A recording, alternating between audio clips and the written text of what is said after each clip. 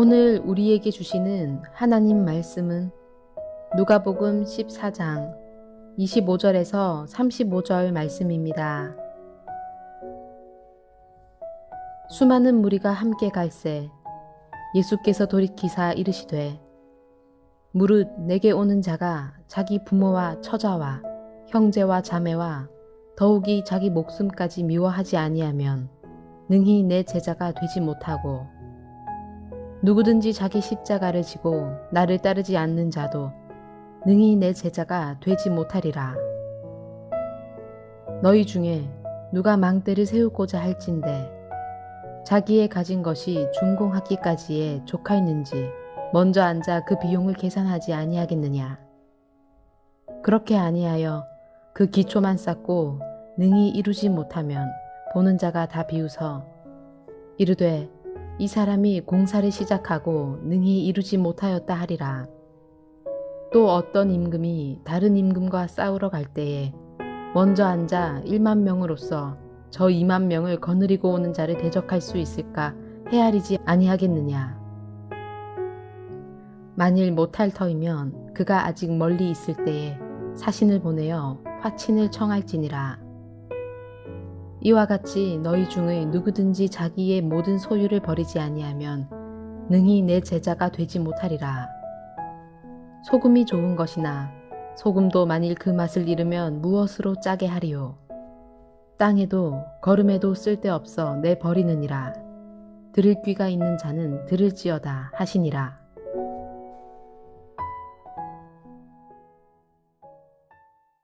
예수님께서는 바리새인의 집에서 떠나 계속해서 예루살렘을 향해 가고 계십니다. 이때 수많은 무리들이 예수님을 따르고 있었습니다. 예수님은 돌아서서 그 무리들에게 귀한 가르침을 시작하십니다. 오늘 본문의 첫 절인 누가복음 14장 25절과 26절입니다. 수많은 무리가 함께 갈새 예수께서 돌이키사 이르시되 무릇 내게 오는 자가 자기 부모와 처자와 형제와 자매와 더욱이 자기 목숨까지 미워하지 아니하면 능히 내 제자가 되지 못하리다. 여기에 나와 있는 주님의 이 강한 가르침은 제자들에게만 하신 것이 아니라 25절의 말씀과 같이 수많은 따르는 무리에게 말씀하신 것입니다. 이것은 예수님이 그들이 왜 예수님을 따르는가를 간파하는 말씀으로서 그들은 잘못된 메시아상을 가지고 예수님을 따르고 있었습니다. 예수님은 우리의 왕이 될 것이다. 저분을 따르면 늘 떡이 나올 수 있다. 저분과 함께라면 로마를 이길 수 있다. 다양한 자신들의 입장에 따라 정치적으로, 경제적으로 자기의 유익을 위해서 예수 그리스도를 따르고 있었다는 것입니다. 그들을 향하여 주님이 돌이키셨다라는 이 누가복음의 표현은 주님은 그들이 원하는 방향으로 가지 않으신다는 뜻이고 주님은 그들에게 돌이키기를 원하신다는 메시지였습니다. 이것은 우리에게 주시는 말씀입니다. 우리는 항상 어느 시점인가 다시 우리 자신을 돌아보면서 나는 그리스도께서 기뻐하시는 방향으로 걸어가고 있는가, 아니면 나는 내가 원하는 방향으로 걸어가면서 그리스도를 인용하고 있는가, 다시 한번 우리를 돌이키라라는 주님의 메시지입니다. 예수님께서는 강하게 말씀하십니다. 26절에서 무릇 내게 오는 자가 자기 부모와 처자와 형제와 자매와 더욱이 자기 목숨까지 미워하지 아니하면 내 제자가 되지 못하리라. 이것은 너무나 엄청난 말씀입니다. 모든 것을 미워하라라고 하고 있는 것입니다. 그런데 여기서 미워하다, 이것을 바르게 해석해야 합니다. 만일 이것을 우리가 알고 있는 그러한 미움으로 해석한다면 내 이웃을 내 몸과 같이 사랑하라라는 주님의 말씀과 부합하지 않기 때문입니다.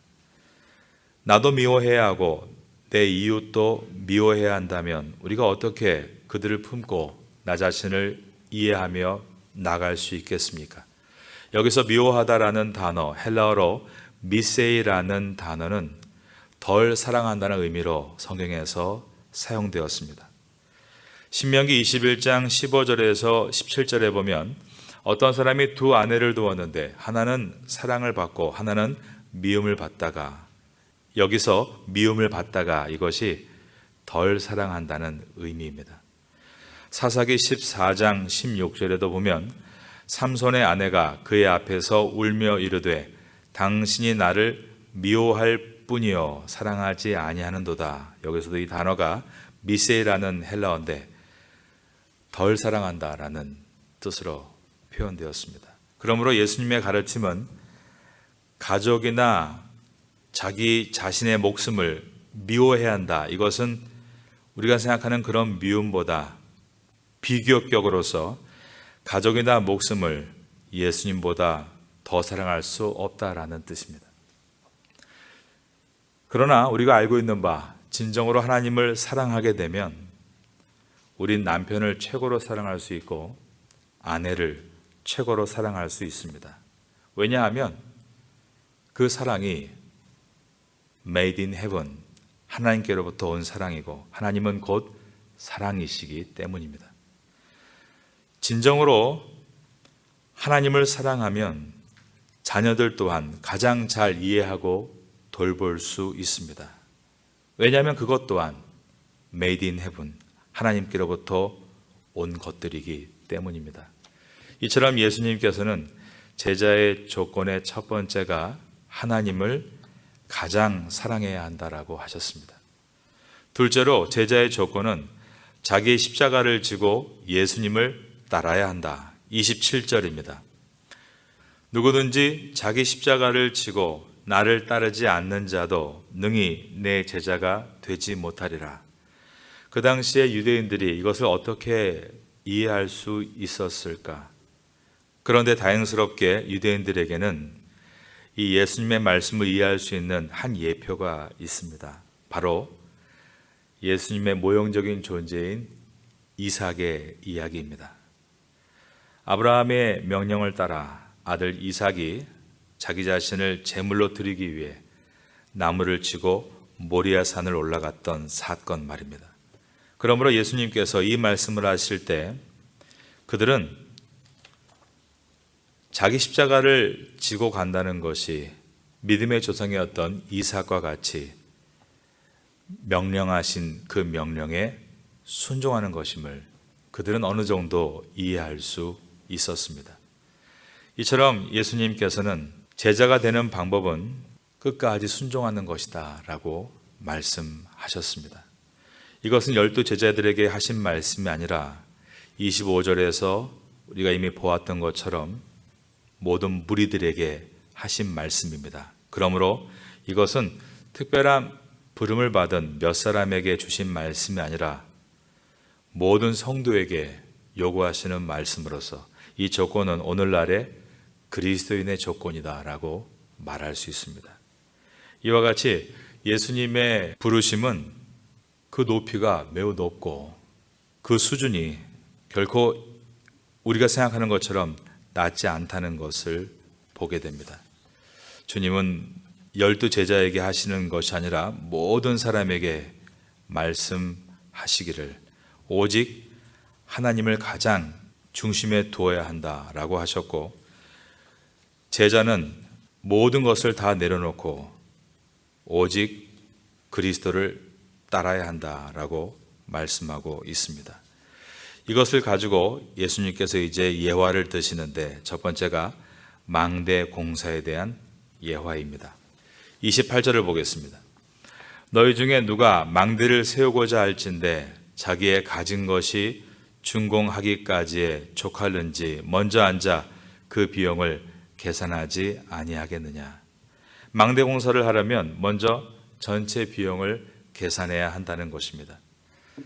비용 계산을 잘못하면 처음에 기초만 세우고 중단하게 될 수 있기 때문입니다. 그러면 그렇게 중단됐을 때 많은 사람은 저 사람은 아무 계획도 없이 저 일을 시작했는가 라며 조롱하게 될 것입니다. 29절입니다. 그렇게 아니하여 그 기초만 쌓고 능히 이루지 못하면 보는 자가 다 비웃어. 이 말씀은 우리가 제자로 따르겠다라고 얘기는 해놓고 아무런 계획도 없이, 아무런 포기함도 없이, 아무런 결단도 없이 가는 것이 얼마나 어리석은가를 말씀하고 있습니다. 예수를 믿습니다. 주만 따르겠습니다. 나의 소망은 오직 주님뿐입니다. 그렇게 찬양하며 고백할 때 우리는 항상 생각하는 신앙을 가져야 됩니다. 내가 그렇게 주를 따르기 위해, 오직 주님을 내 중심에 두기 위해 내가 해야 될 일은 무엇이고, 내가 포기해야 될 것은 무엇이며, 내 중심에 우선순위를 무엇으로 두어야 되는가 생각해야 하는 것입니다.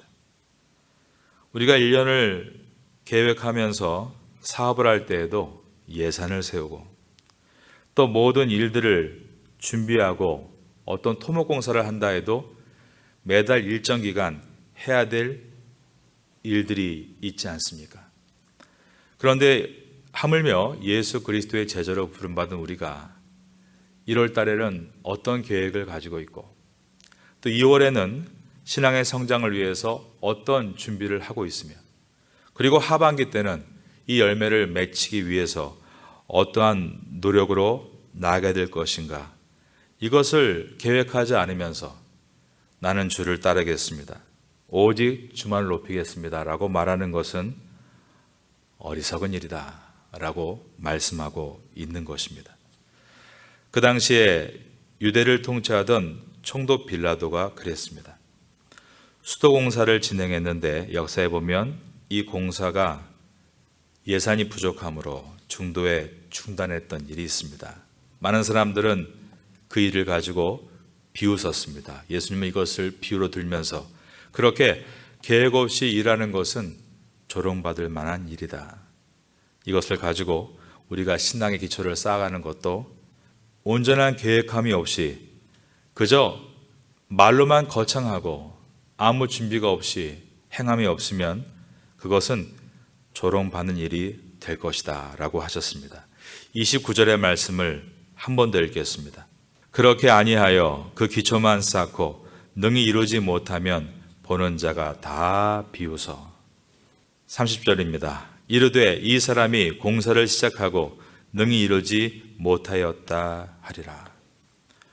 우리 모두는 오늘 예수님의 이 말씀을 생각하면서 우리가 어떤 신앙을 올 한 해 빚어가야 될 것인가를 다시 돌아보고 추상적인 믿음이 아니라 구체적인 믿음으로 그냥 될 것이다 막연한 상상이 아니라 그 열매를 맺히기 위해 1월에 해야 할 일, 지금 2월에 해야 할 일, 3월이 시작되는데 3월에 해야 할 일 하나하나 믿음의 벽돌을 잘 쌓아감으로 여러분의 믿음의 망대가 잘 건축될 수 있기를 바라겠습니다. 그러한 한 해 될 수 있기를 예수님의 이름으로 축원합니다.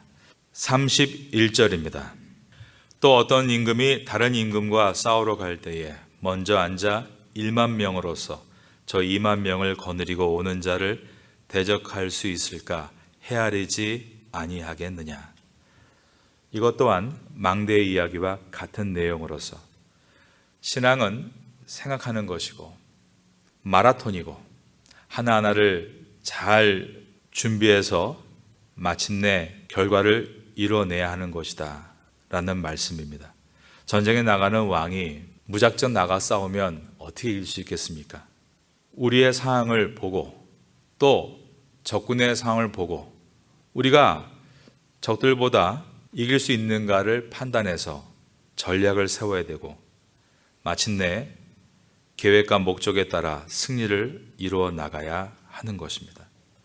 무턱대고 그냥 하겠다고 해서 되는 것이 아니다. 이것을 전쟁으로 비유한 것은 우리의 신앙은 그와 같이 심각한 영적 전쟁이기 때문입니다. 그냥 내가 스스로 할 수 있다. 그렇게 할 수 있는 것도 아니고 그리고 그 중간중간에 매우 치열한 영적 전투이기 때문에 우리가 잘 인내하고 감내해야 될 부분이 많이 있는 것입니다. 특별히 우리가 가장 많이 이 전쟁에서 무너지는 것이 무엇인가를 돌아봐야 합니다.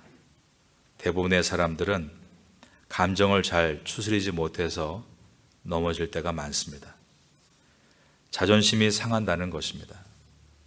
그래서 그 일을 쉽게 포기하는 사람도 있습니다.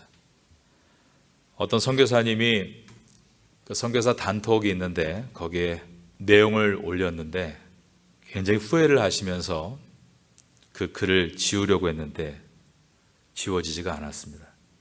아마도 기술적인 문제가 있는지 단톡을 처음 오픈한 사람이 지울 수 있도록 시스템이 되어 있기 때문인지 그 글을 지울 수가 없었습니다. 저도 그 글을 읽었는데 조금만 참으시고 조금만 양보했으면 좋았겠다라는 생각이 들었습니다. 이와 같이 우리가 신앙을 만들어 갈 때 아무리 신앙의 고수인 것처럼 보여도 목사와 선교사이다 할지라도 자기의 감정을 잘 컨트롤하지 못하고 이기지 못하면 심각한 문제를 만들어낼 수 있는 것입니다.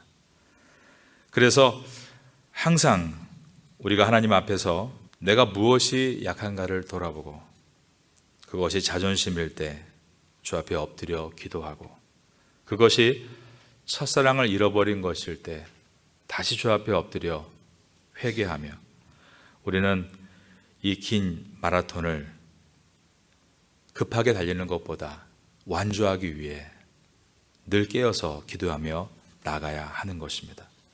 오늘 이 아침 가운데 우리가 그 마라톤을 잘 뛰고 있는가를 돌아보면서 내가 지금 달리고 있는 이 방향 가운데 혹시 생각하는 신앙이 점점 또 엷어지고 내 감정으로 일하고 있거나 내 과거의 생각만으로 일하고 있는 것이 아닌지를 돌아보며 다시 처음에 순수한 신앙을 가지면 좋겠습니다. 바로 이것이 진정한 제자의 모습이기 때문입니다. 항상 말씀으로 깨어서 기도하면 주님께서 이러한 지혜를 우리에게 주실 줄로 믿습니다. 환경 가운데 내가 지금 어디에 서 있는가를 분명하게 볼 수 있는 지혜를 구하시고 그 지혜 가운데 처음과 같이 겸손하고 온전하게 주를 바라볼 수 있는 우리가 될 수 있기를 바라겠습니다. 14장 33절입니다. 이와 같이 너희 중에 누구든지 자기의 모든 소유를 버리지 아니하면 능히 내 제자가 되지 못하리라. 여기서 버리다라고 번역된 동사는 현재 진행형의 시제를 가지고 있습니다. 계속 버려야 된다는 것입니다. 항상 하나님께서 내 삶의 중심이심을 잊지 않고 그 마음을 변질시키지 말라는 주님의 가르침입니다.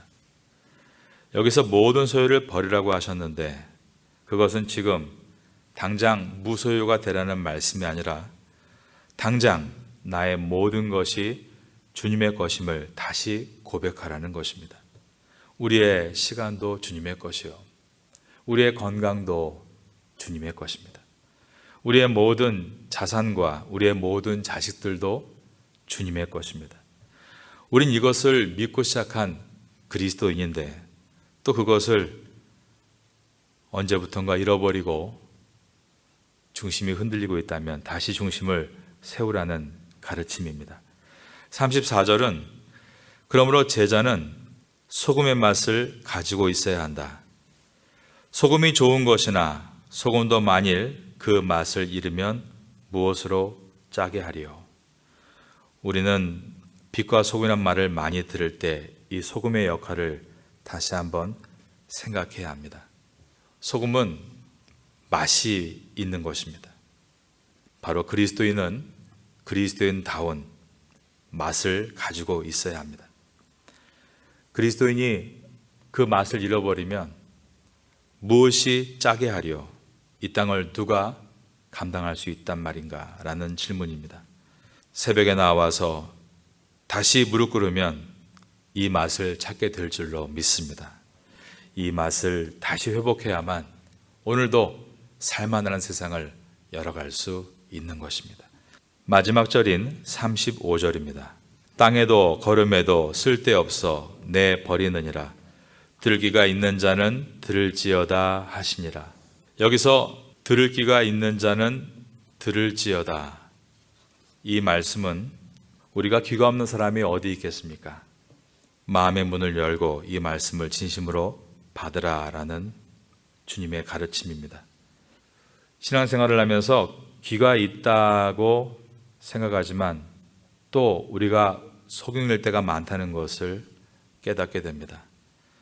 그래서 주님은 어떤 때는 우리를 낮추게도 하시고 또 고통 가운데 걸어가게도 하십니다. 지혜로운 사람은 그런 시간을 통해서 오히려 나의 믿음의 귀를 여는 것입니다. 주님께서 무엇이라 말씀하시는가? 늘 있었던 말씀이 귀에 들려올 때가 있습니다.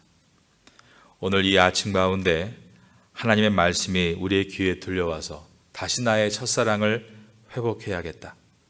다시 내 안에 있는 그 뜨거운 결단이 주님께로 모여지고 내 중심 가운데 오직 그리스도만이 있기를 원한다라고 고백할 수 있다면 우리는 이 아침에 매우 좋은 귀한 시간을 가질 수 있게 될 것입니다. 이 새벽 시간이 여러분 모두에게 다시 그리스도의 그 맛을 회복하는 복된 시간 될 수 있기를 예수님의 이름으로 축원합니다.